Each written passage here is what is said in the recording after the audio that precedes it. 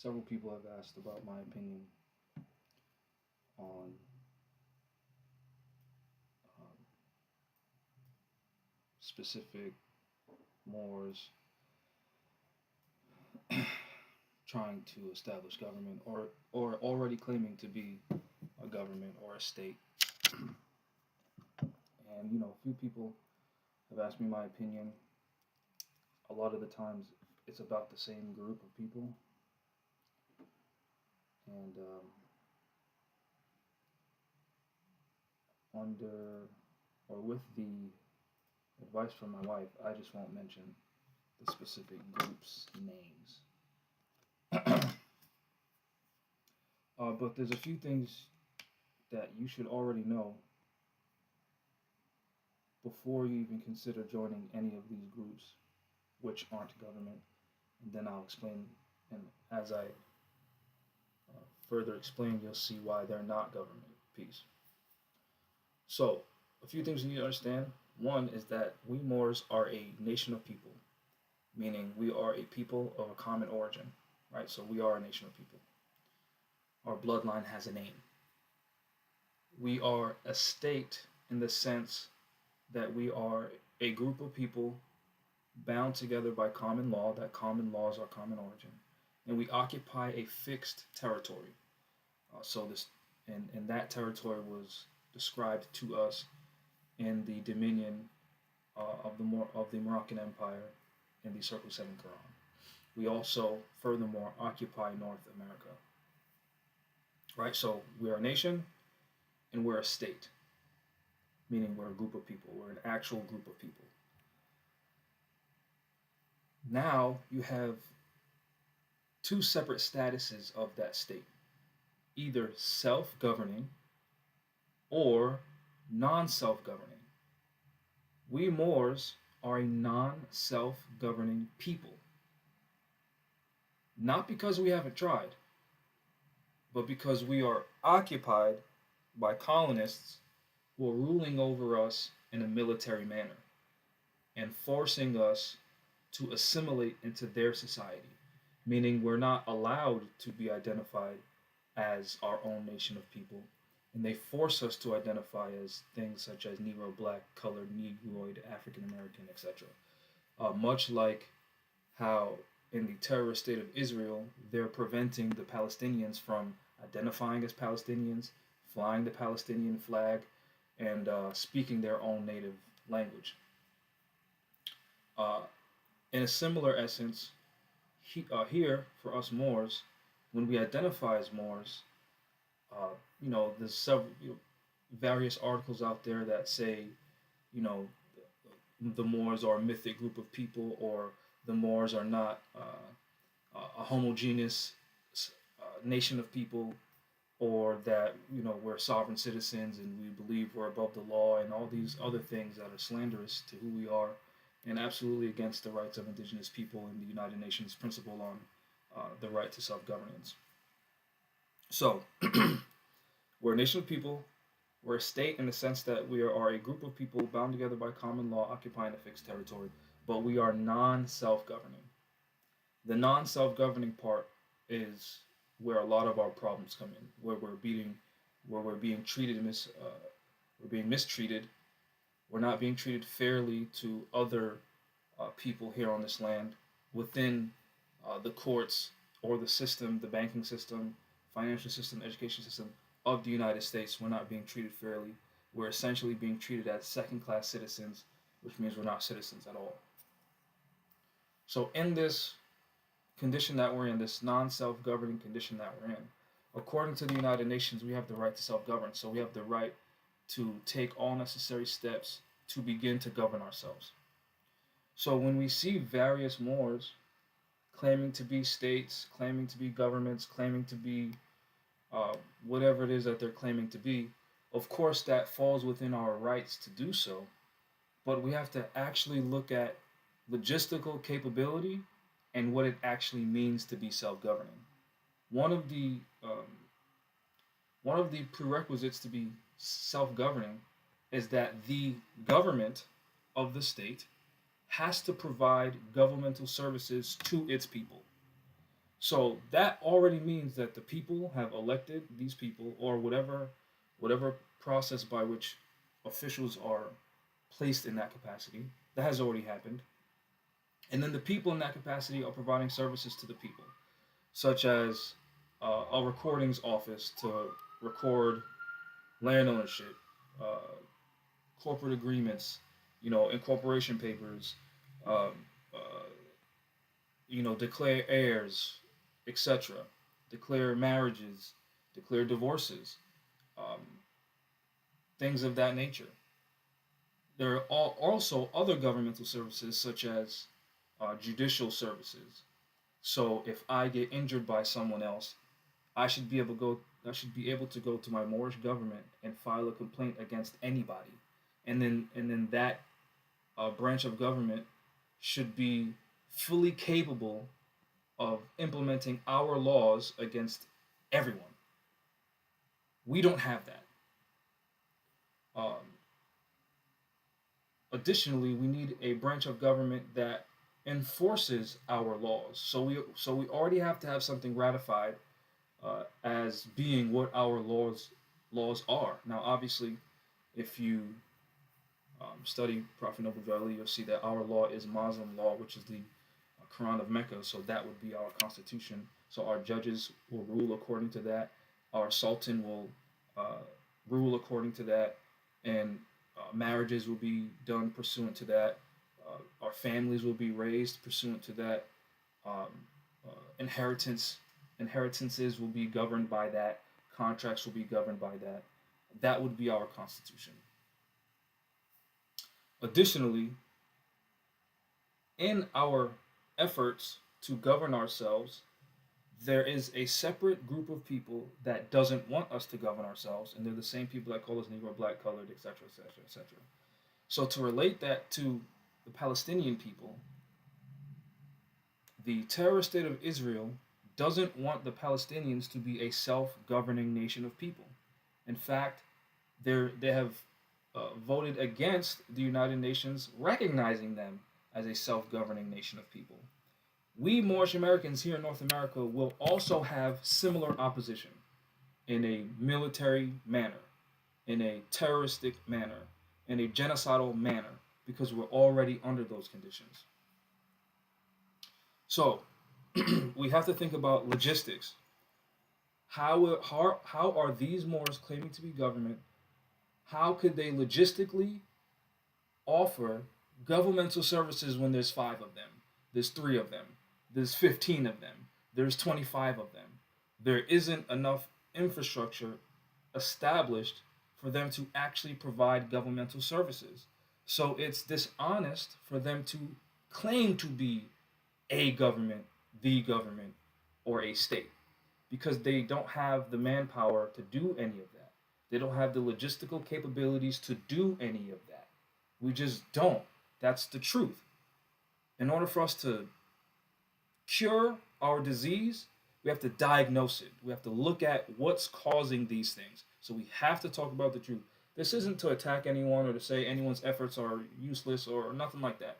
This is in hopes to educate our people so that way they're not duped into being recruited into an organization. And we have the right to establish organizations. These Moorish organizations are great, especially when they teach about law and treaties and just post limine and how we have the right to govern ourselves. These are all great things.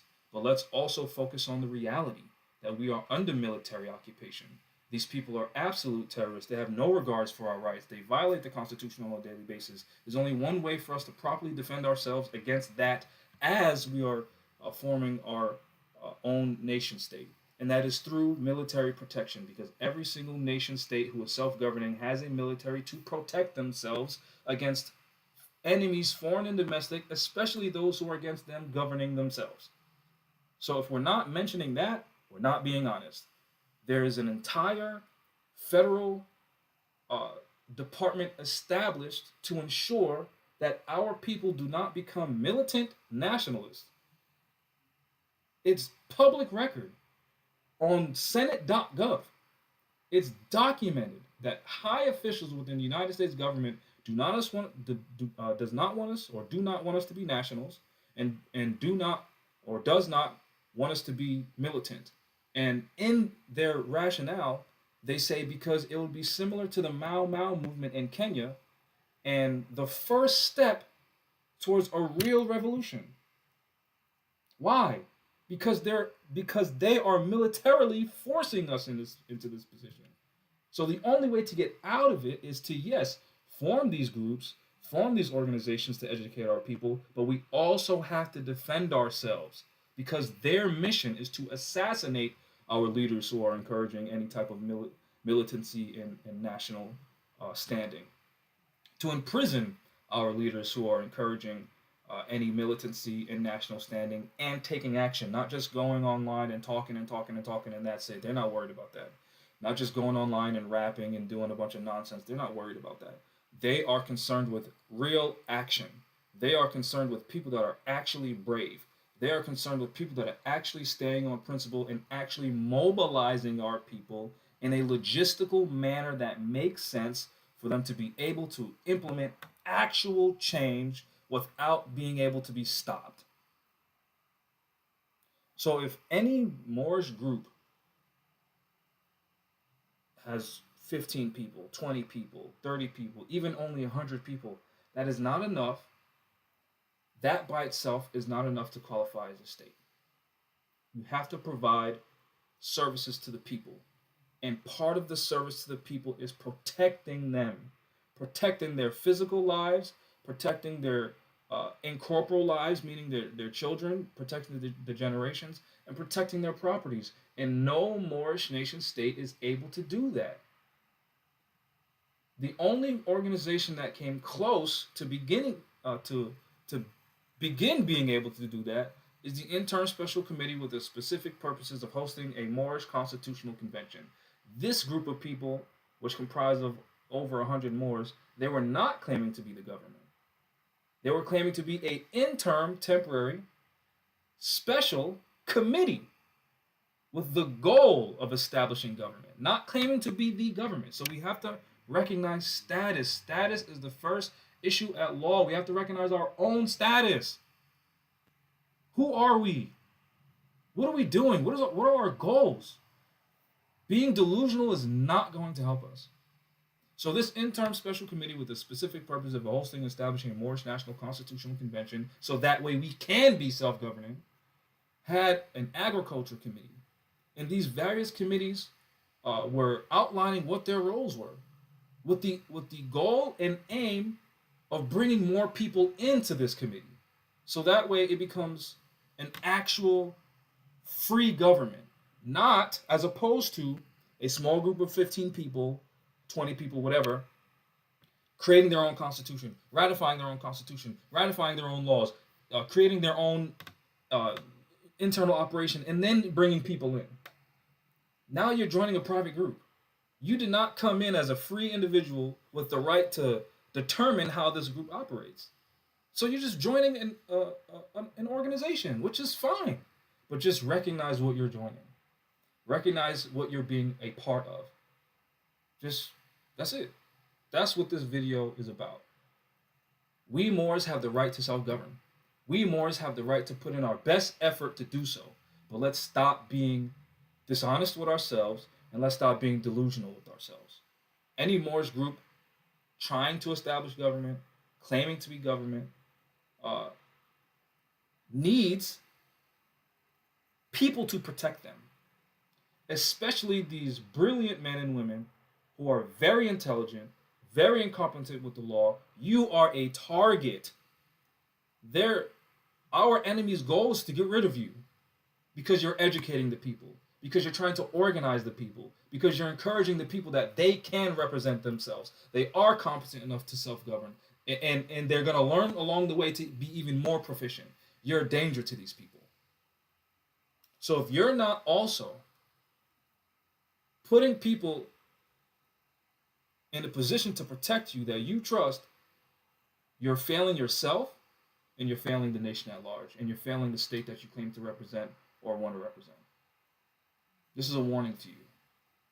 This is notification to you that if you do not have Moors that are militant, trained, and proficient in defense, we will always lose. We will always, not you, we will always lose. We as a nation of people will always fail if we do not have that. I don't care what state you claim to be. I don't care what treaty. I don't care if you filed whatever you want with the United Nations under the consular, the Vienna consular thing. Why? Because the Moorish consulate that was established in 2019 already did that. Already notified all 50 governors of all 50 states. Already put the UN on notice. We even sent notification to other nations. Not one of them responded. So you can believe all that you want, that a piece of paper is going to protect you. But remember, the Palestinian issue is an international issue being documented live, and the UN still refuses to recognize them as a nation of people. They're still being bombed. They're still being starved. They're still being their assets are still being frozen by members like the United States. Their children are dying. Their houses are being destroyed. They don't got time to be rappers and twerking on YouTube and twerking on TikTok and doing TikTok challenges. The state of their people is in danger. That is what happens when you don't capitulate or assimilate to the European empire. That's what happens. So if we're not addressing those problems as Moors, we're being dishonest with ourselves and we're doing ourselves a disservice. That is the type of mindset all Moors need to have. And that is the type of mindset that we Moors need to hold these brilliant men and women who are doing their best to be leaders amongst our nation. And then stop being delusional like this person, right? This person said, how can physical army protect me better than the ancestors and my guardian angel and God within? Then why are we oppressed? Then why are you even here? Why are you even listening to this video? Do you own the land that you live on? Do you own the house that you live in? Can you go travel anywhere you want without being stopped by anybody? Can you bear arms without permission from someone else? Are any of your relatives in the projects or in the ghettos or in poverty? Do you live in a house or do you live in an apartment or do you live in housing? We are talking about changing the quality of life of our people, and being delusional like that is not going to help. It's just not. That's just being honest. You have the right to believe whatever you want. And you can believe that. You can believe that you have your ancestors, a guardian angel, and God within yourself. That's good for you. I'm talking about everybody else that has hardships in this life, that's struggling to pay bills, struggling to get by. There are Moorish Americans who are on government assistance and being abused. There are women in transitional homes with their children. What about them? Use your guardian angel and your God within and the ancestors to help them. Why are you only trying to help yourself? What about other people? That's what the government's for. To help those in need. To help those who can't help themselves. That's why government provides services. Again, we have to look at this with a real lens. We have to look at the fact. This is what de facto means. In fact, in reality. Someone says this is a spiritual war, not physical. Then why are they physically locking our people up? Why do they physically force us into the projects and ghettos? Why do they physically remove the male from the home? Why do they physically show us poor representations of ourselves? Why do they physically judge us? Why do they physically throw us in prison? Why do they physically find us guilty of their bullcrap crimes that aren't even crimes of nature, that aren't even crimes of God, that aren't even crimes against the Constitution? Let's stop being delusional again. It is a disservice to ourselves. It is a disservice to our nation. It is a disservice to our children. because they're next. They have to deal with this next. They have to deal with every time you see someone in a car with flashing lights and a gun, they have to deal with that.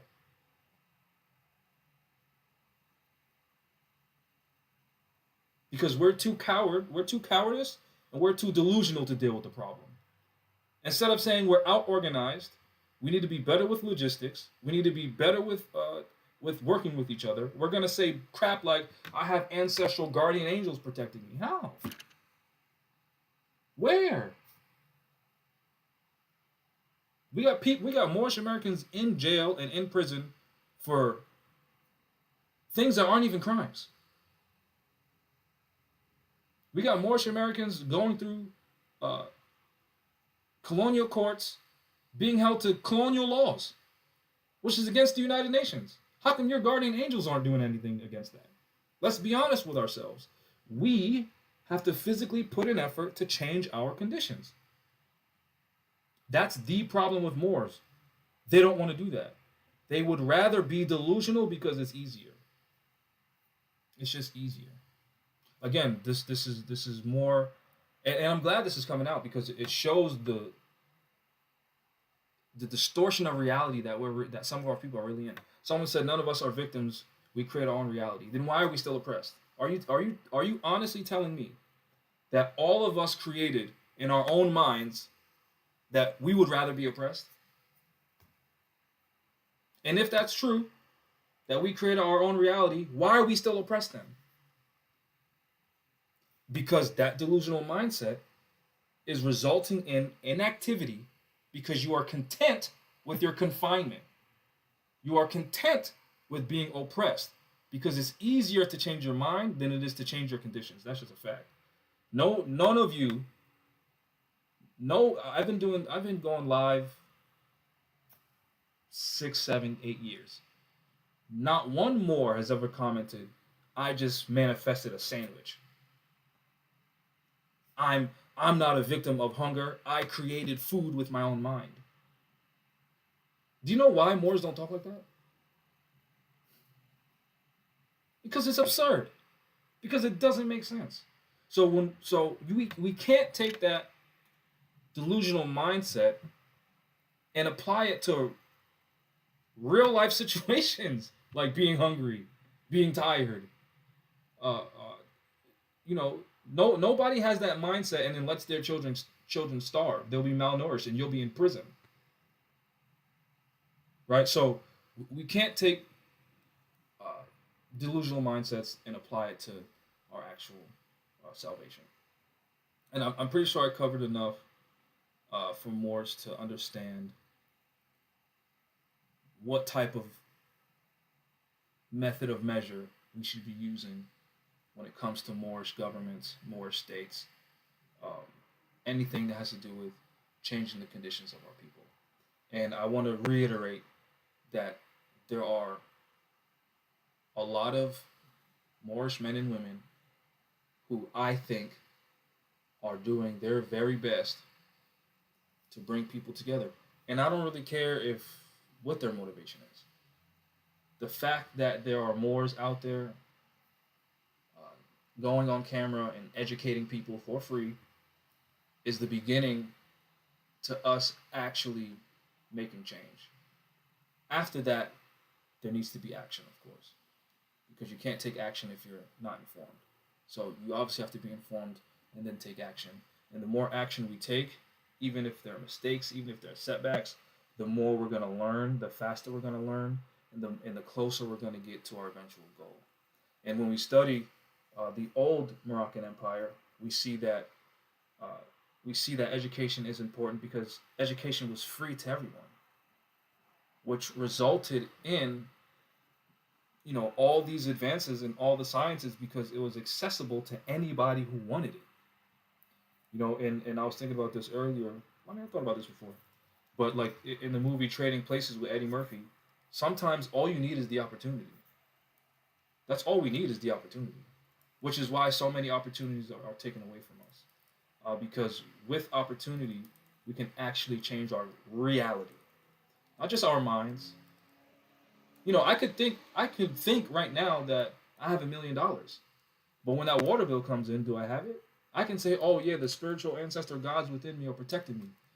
But when that light bill comes in, are they paying it or me? When there's Moorish women out there that are displaced, that have been abused by their quote unquote Moorish husband, and now they have to raise these children by themselves, and now they're being processed through the system that oppresses them. How come you're not helping them? You got the ancestral guide and protection. Help them, because that's what really matters. And let me read this real quick, and I'll end it because now there's just people talking a bunch of nonsense in the comments, which is very disheartening, especially when Moors are suffering. And the best part is when people actually help our people, they get the same perspective because they're actually hearing all of the problems that our people are actually going through. So they get more of a greater sense of reality as wow. My condition might be okay. My condition might be a little bit better than most people I know, but there are other people that have it way worse, and they're coming to us for help, and that really sobers your mind. Of okay, I can't think about uh, you know trying to change our conditions from a delusional point of view because there are people that have harsh realities right now.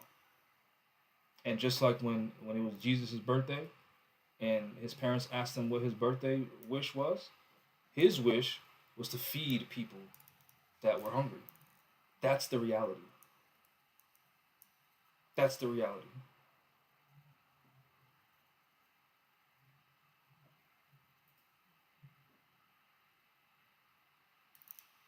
This is chapter 29, the Circle 7 Quran, magistrate and subject. O thou, the favorite of heaven, because we have a theocratic government, whom the sons of men, thy equals, have agreed to raise to sovereign power and set as a ruler over themselves. So now we're talking about Moorish government. Consider the ends and importance of thy trust. Right? So consider the purpose, which is again to provide governmental services to our people. Uh, Facts, I think that's a typo. Facts more than the dignity and height of thy station. That's definitely a typo. Thou art clothed in purple and seated on a throne. The crown of majesty investeth thy temples, meaning you're intelligent, you're competent. The scepter of power is placed in thy hand, but not for thyself were these signs given, not meant for thine own, but the good of thy kingdom, so to actually help the people. The glory of a king is the welfare of his people. So if any more individuals talking about government, etc., etc., etc., and they're not talking about the welfare of our people, they're a fraud and they're lying. His power and dominion rest on the hearts of his subjects, so those who we can actually help. The mind of a great prince is exalted with the grandeur of his station. His situation. Pretty sure that's what's his station. He evolveth high things, and searcheth for business worthy of his power. He calleth together the wise men of his kingdom. He consulteth among them with freedom, and heareth the opinions of all of them. He looketh amongst his people with discernment. He discovereth the abilities of men, and employeth them according to their merits. According to their merits. His magistrates are just, his ministers are wise. The favorite of his bosom deceiveth him not. He smileth on the arts, and they flourish.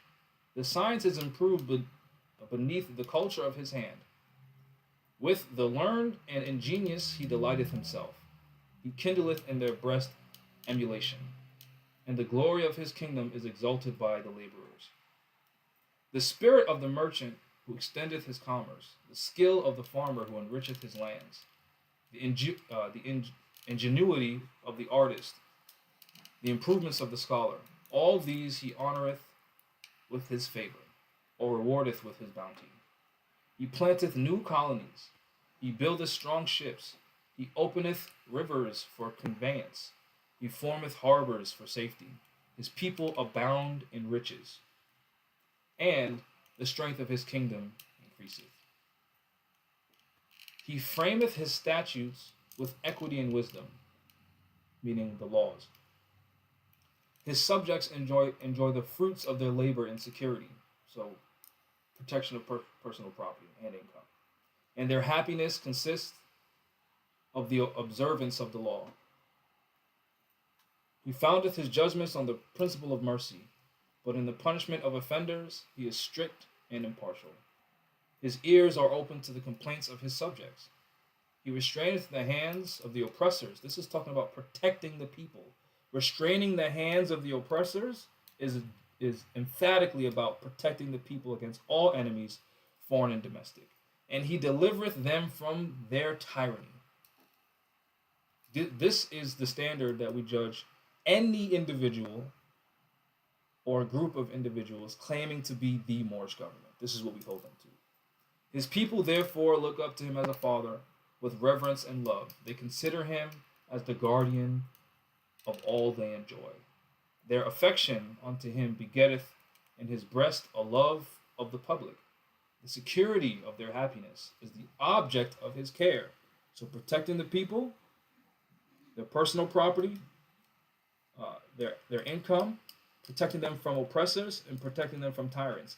That is the goal of the Moorish government.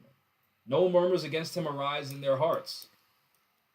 The machinations of his enemies endanger not the state, meaning the Moorish government is fully capable of protecting the people.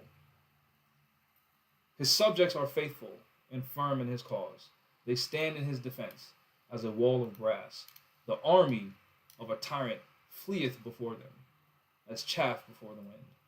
Security and peace bless the dwellings of his people, and glory and strength encircle his throne forever. So there's a relationship of the people vested with power to protect the people at large, the people at large then having a great quality of life to the point where they observe the law because their property is protected, their income is protected, their families are protected.